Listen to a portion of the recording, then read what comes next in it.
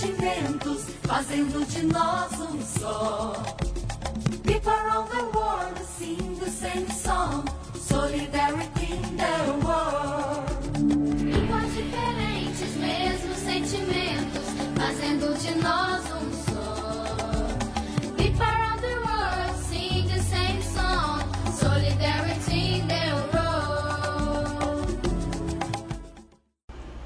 Queria iniciar essa conversa hoje com você, meu amigo, minha querida amiga, com você empenhado nessa causa comum de colaborar na construção de um mundo melhor, portanto de um Brasil melhor, mais humano, ou seja, mais solidário e mais participativo, a partir das análises dos últimos capítulos de meu livro Participação e Solidariedade, que aliás constam também da Carta por uma Civilização Participativa e Solidária.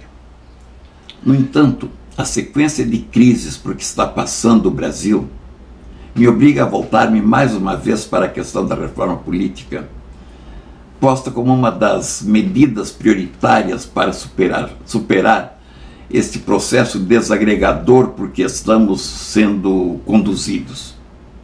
Desejaria mostrar como os princípios da participação e da solidariedade contidos em nossa proposta podem contribuir para dar conteúdo adequado à reforma política, pois as medidas postas até esse momento na imprensa ou mesmo nos parlamentos não me parece terem um conteúdo adequado para fazer uma real reforma política do Brasil.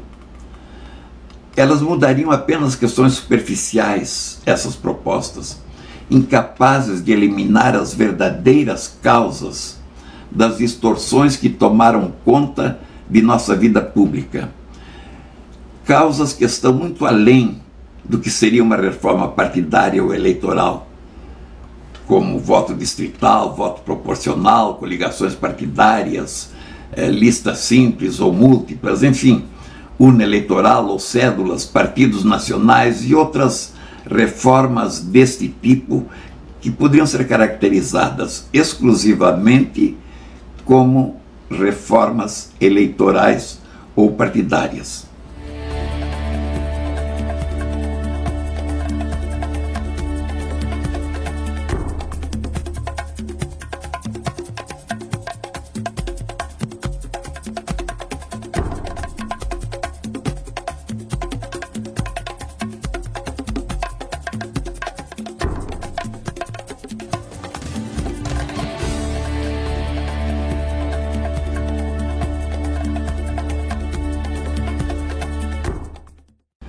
Quando as instituições onde se inserem os partidos ou os processos eleitorais funcionam, a organização política aceita muitas dessas formas de organização partidária ou eleitoral.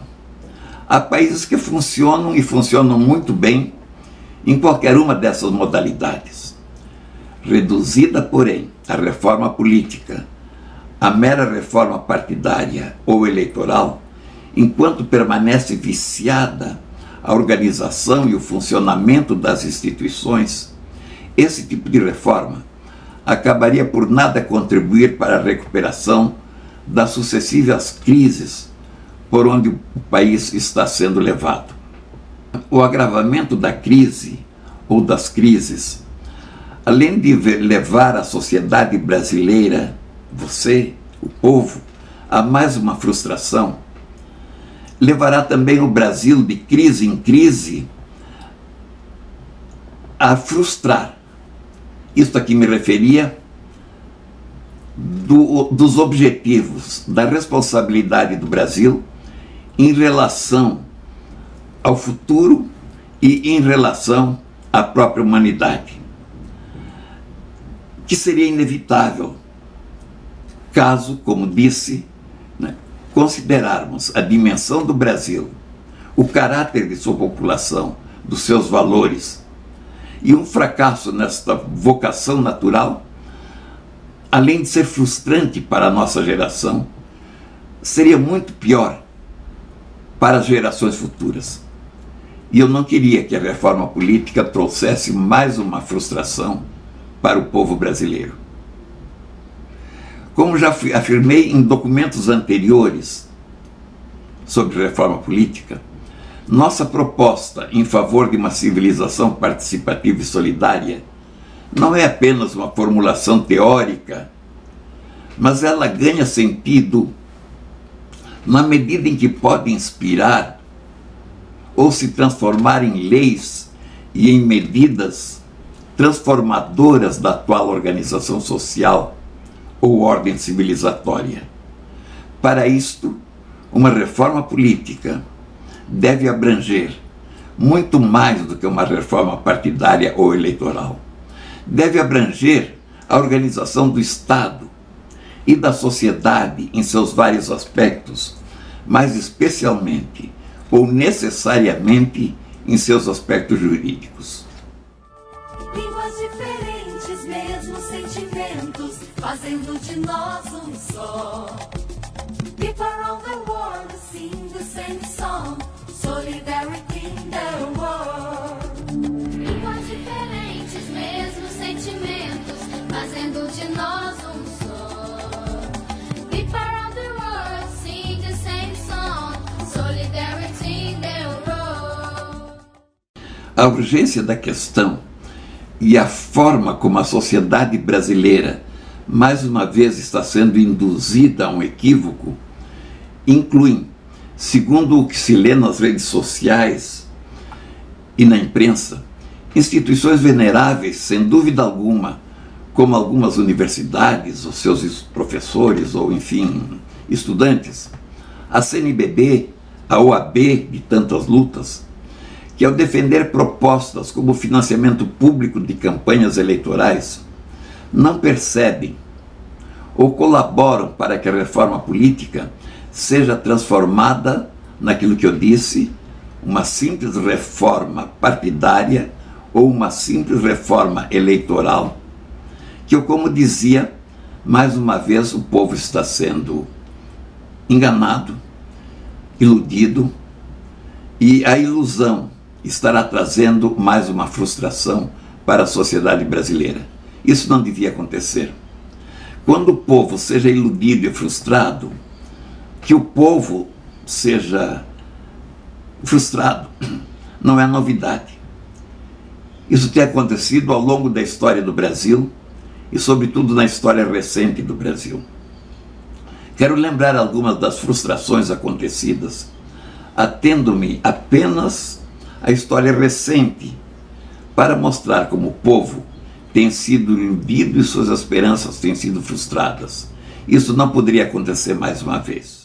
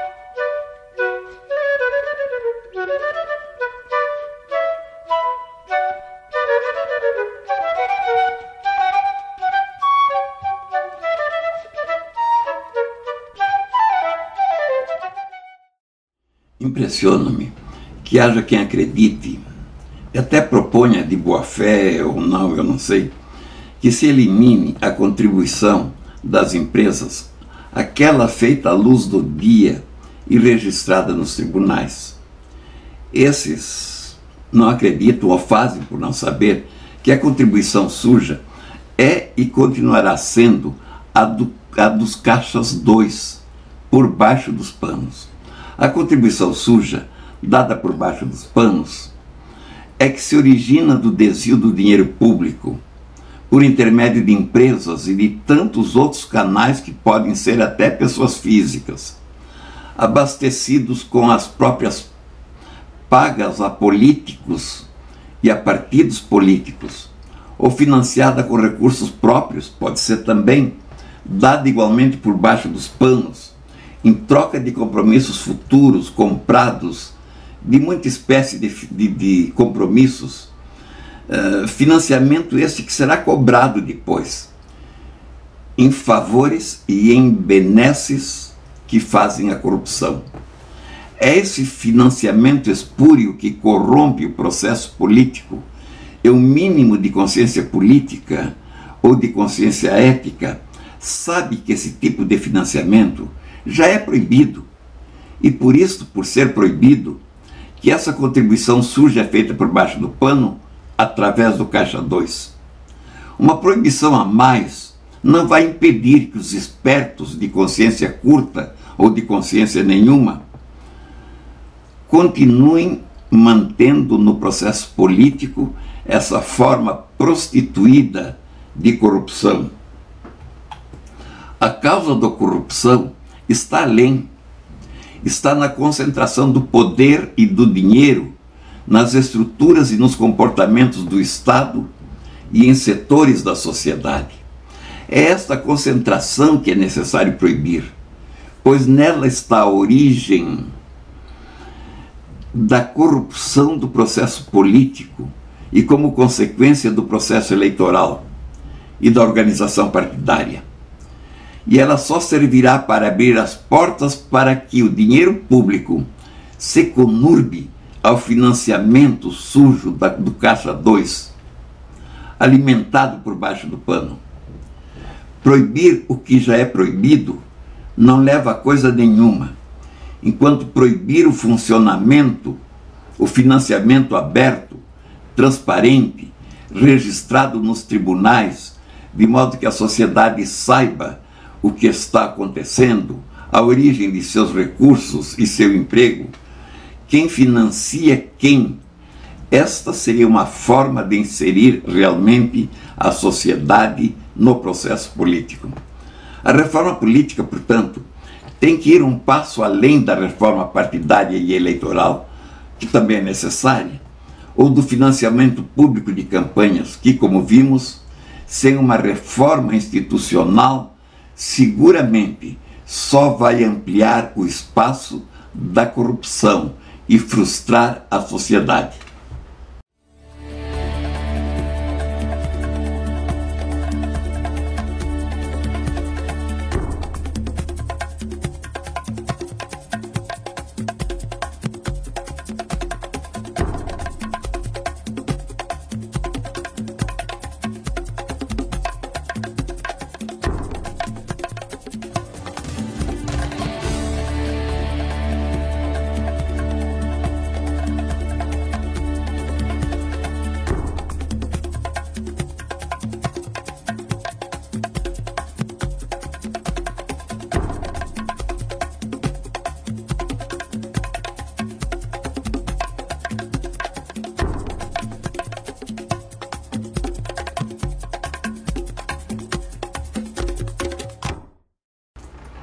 A reforma política, ao contrário, pode ser o momento oportuno de que se reorganize o Brasil e o Estado brasileiro, introduzindo na sua estrutura organizacional, na sua estrutura jurídica, a desconcentração, que esta acompanharia o Brasil por uma nova etapa de sua história, voltada ao homem, não ao poder, voltada à participação, não à concentração e à exclusão, Princípios estes da participação e da solidariedade, tão presentes na índole, nas aspirações do povo brasileiro, e em resumo, ou em síntese, dos valores a que nós chamamos de massa de consciência.